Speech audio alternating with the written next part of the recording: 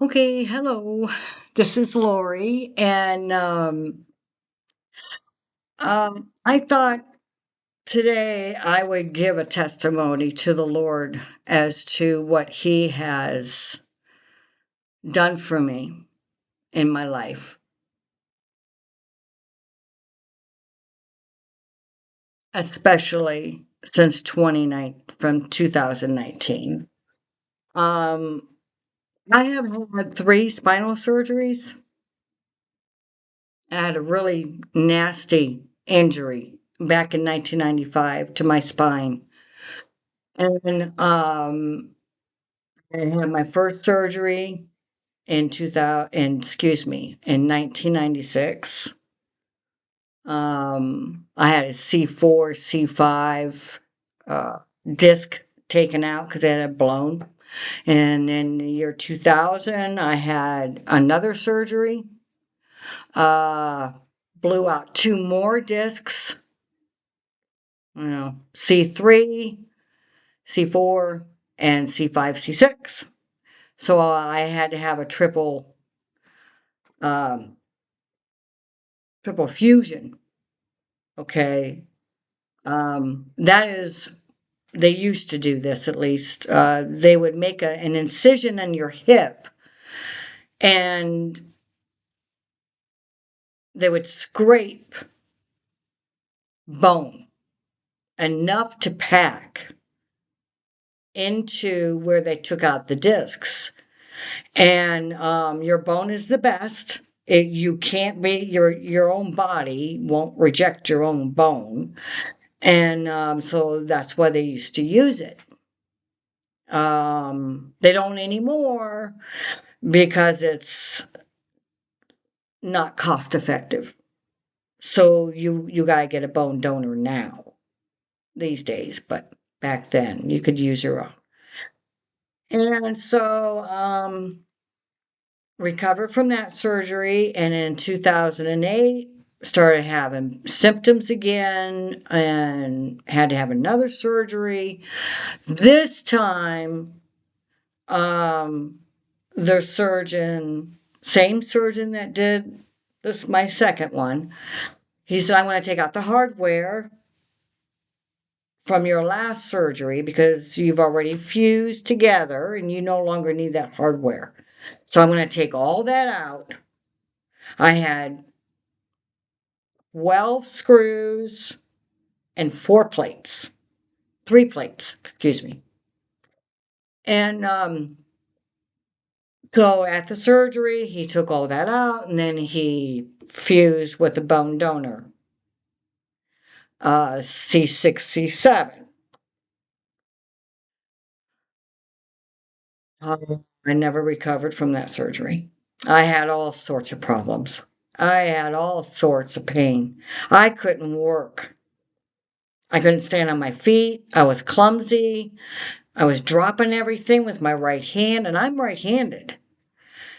Everything I touched, I dropped. I don't care what it was. And I'm still like that today. I have very limited feeling in my right hand. Very little, very little. I can't grasp things. It's very hard for me.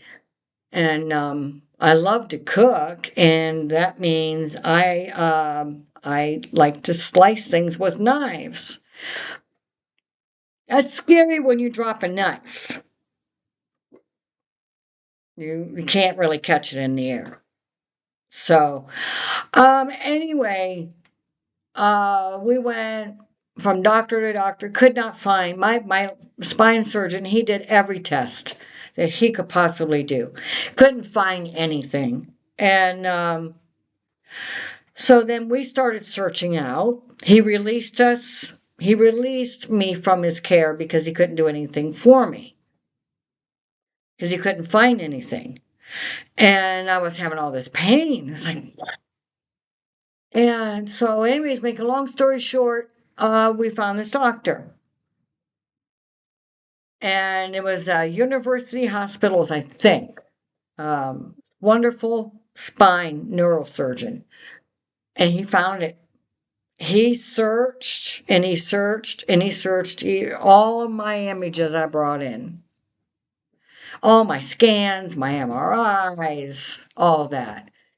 And he finally he found it. And then he said, but I have to make sure that I'm telling you the right thing. So I need to do another test just to make a positive diagnosis. So I said, okay.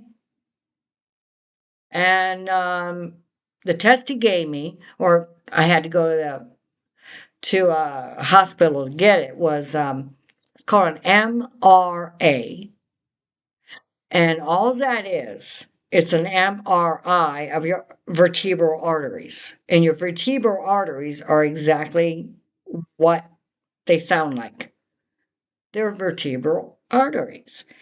All right, you've got arteries stemming from your brain coming down on your right side, another artery from your brain coming down from your left side to your left side. So you got one on the right, one on the left. Well, my vertebral artery through this MRA, it showed I have some loops to show you. And this is what is causing me all of my pain.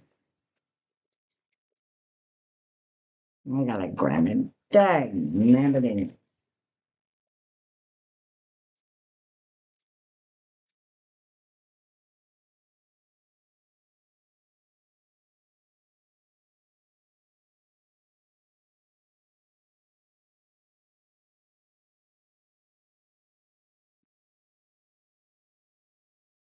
I got it. Okay, boys and girls, if anybody sees this,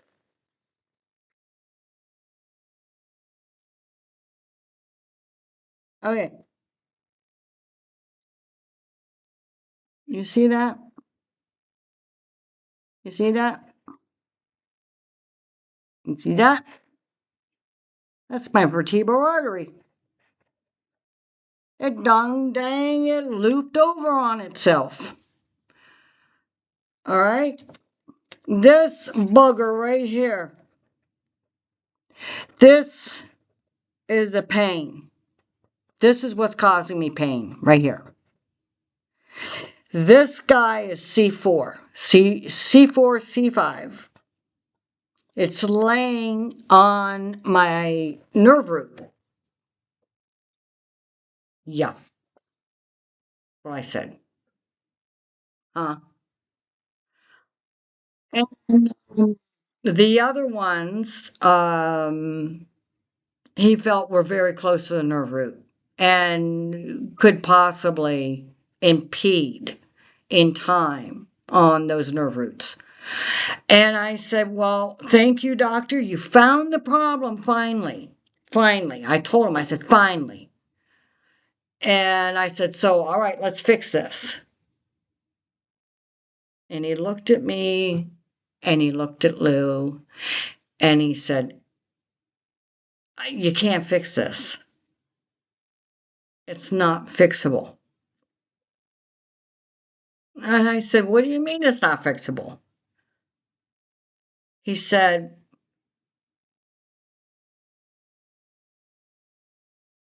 nobody's going to do any surgery on you because that's a vertebral artery. You mess that up, as in poke a little hole in it, you're going to have a massive stroke because you're going to bleed out before anybody knows what happened. And so the Lord saved my life when he had that doctor, that surgeon, that neurosurgeon, when he had him cancel my surgery because the surgeon wanted to cut me from behind. the back of the neck, which it's never been touched. And if he would have went ahead and cut me, he would have possibly sliced right through that artery without even knowing that it was even there. It's out of place. It's where it shouldn't be. And so we went from yay, we found it, you found it, to oh crap, you're kidding me. And he said, well, not only that, you got another problem it's causing. And that is on C4, C5, the little facet joint right there. Every time, see that artery's laying on top of that. All right, it's C4. And with every heartbeat, it moves. Okay? Every heartbeat, it moves. Well, it's been moving on that area since 2008. When he found this, we're into 2019. And he said, what's going to happen is it's going to create a big problem for you. And that big problem could come in the form of a bone spur. And he said that if that causes a bone spur, that artery, if it rides on that bone spur and gets caught up in it, it will take your life. So, not the greatest news. And so I told my husband after we left there, I said, I refuse to live like this. I said, Lou, I refuse. And I said, I will not live this way. There's no quality of life. I can't walk. I can't do anything but lay on the couch all day. And I hate that. I hate that. I'm a person that likes to stay busy. And whenever you can't do that for a long, long time, that weighs on you. And it was weighing on me. It was weighing very heavy. And in fact, me and Lou, one time, we were walking around Mark's, and when I walk around more than I should, which could be 15 minutes maybe, my legs start to get heavy. Like they're filling with concrete. And if I keep pushing my body and keep forcing my legs to move, pretty soon I can't lift my legs.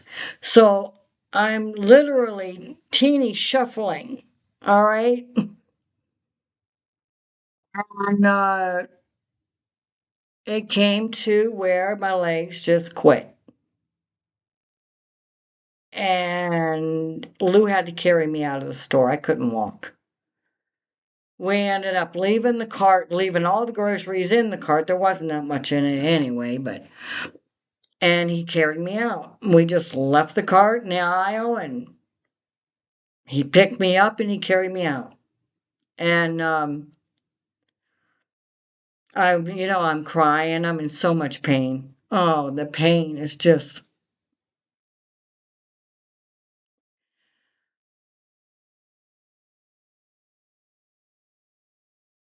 to describe it. Taking a red hot poker and sticking it in your spine, in your cervical region, burning beyond belief. And so, anyways, what I have is called vertebral artery loop with nerve pain. And it's hell. I have to wear a cervical collar anytime I'm in the car, driving or riding in the car. If I got to be careful. Everything I do, I have to pre-think it. Every meal I want to make, I got to pre-think it. But thank God I can still use my arms. I can still use my legs. But the Lord has gotten me through this. And I had asked the Lord back in 2019 to please heal me, if He would do that. And He said, yes, I can heal your body. Yes, of course I can. But I'd rather heal your spirit. That's what I'm interested in. The body is corruptible, it's just a shell. It houses your spirit.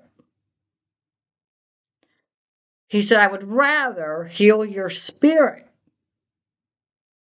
You're broken. You are so broken. Your heart, your spirit is broken. And he said, I'd rather heal your spirit. And I said, but what about my body? And I said, what am I supposed to do? And he told me very sweetly, he said, I will take care of you. And I told him, I said, as long as you can help control my pain, this unbearable pain, please do. Please. And he said, I will. I will. I said, okay, let's do it. So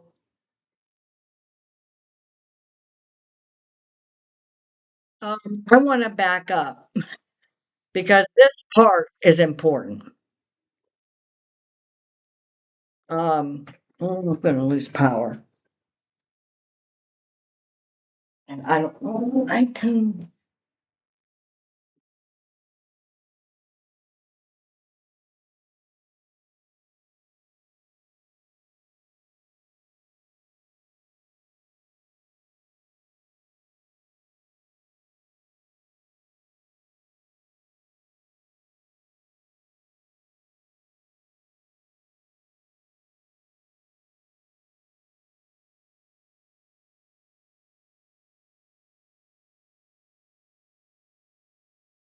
There.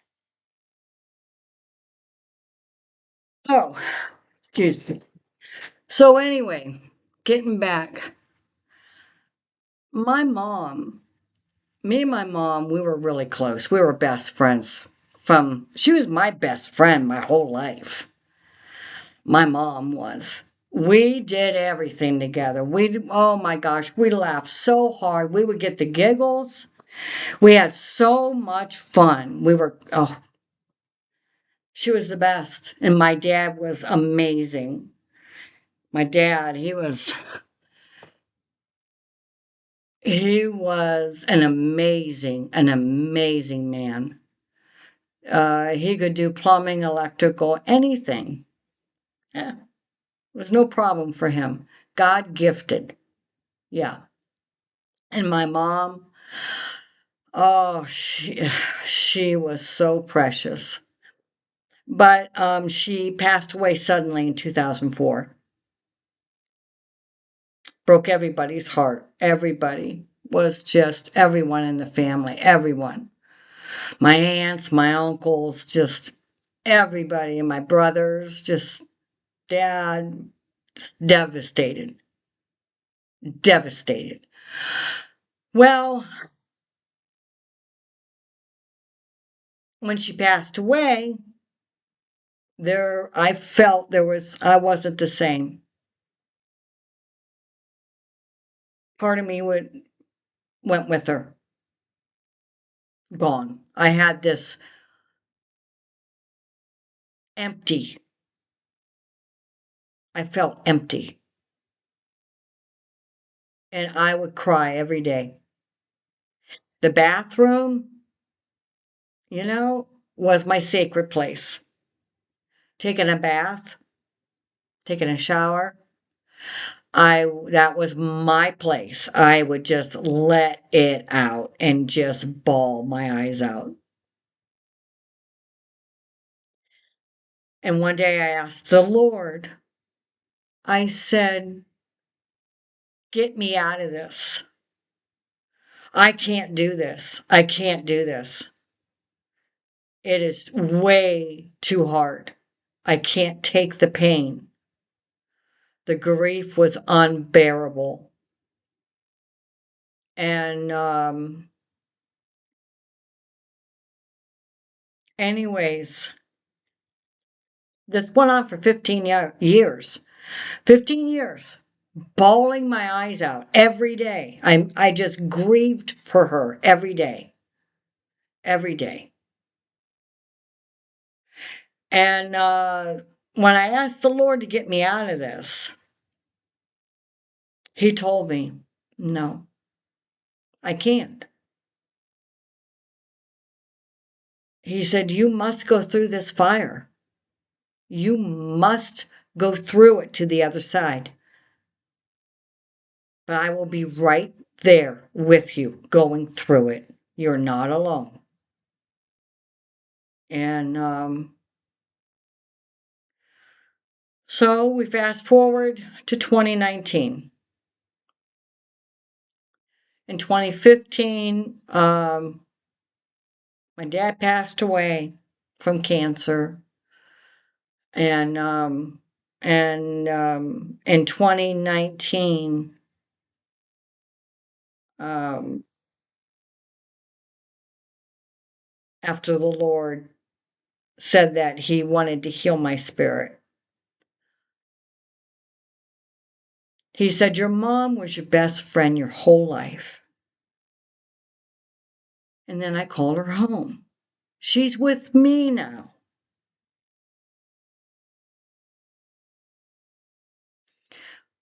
But what I want to know is, can I be your best friend until I take you home? And I started crying. I said, "Yes, yes, yes." And as soon as I said yes, He showed me a vision. He showed me my heart was all broken up, big cracks, big breaks. And He showed me gold being poured into every crack, every crevice, and healing my heart. At that split second, that emptiness went away, gone. He healed my heart. Okay. And I no longer felt that horrible burden of grief, that heaviness, that emptiness of grief. And He healed me. And He just keeps amazing me time and time again. He has created so many miracles in my life and in my husband's life and our marriage. And it's all right if He doesn't heal me. That's all right. because at least I'm with him now. I'm with him. He's my father. I'm his daughter. And I couldn't be more content. I'm still having the pain. It's not that bad as it was before. I'm on some good medication now, and that is really helping out. I do get where, there's days where I gotta lay down, I gotta take it easy. Everything has to be, you gotta pre-think everything. But that's why you see a slit also. If you were ever wondering why I've got this flab thing here, it's because of all my surgeries. Yeah, it's not pretty. But anyways, I just wanted to give you a praise report as to what he's done in my life. And um may the Lord bless you. And if you're walking with him, you can't go wrong. He wants to be um, everything in everyone's life. He wants to be a part of everything you do. And I didn't really know that until he started to show me. And he wants a close relationship with his children. And he wants to be in every aspect of our lives, where he can lead us and guide us, care for us, protect us, shield us. So, but and I thank you for listening, and God bless you.